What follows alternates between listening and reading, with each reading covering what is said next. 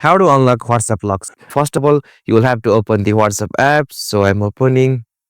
So as you can see, I have the lock system enabled on my WhatsApp app. So I can use pin also here, or I can use the fingerprint. So I'm using the pin. Okay, so I have opened the WhatsApp from here. So to remove this lock feature, you will have to go with this three dots just at the top right corner of the screen. So simply tap on it.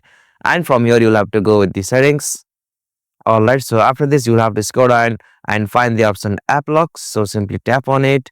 And here you got the options to lock your WhatsApp apps. So it can be done with biometric or patterns. And you can also choose the lock durations. So like it will be locked after closing the app immediately, or after 1 minute, or after 30 minutes. So you can also make changes on here on contents and notifications. So that's all. This is the simplest method to enable or disable the app lock on your WhatsApp. So hope this video was helpful to you, and please don't forget to subscribe our YouTube channel for more short tutorial like this. Thank you for watching this video. Have a nice day.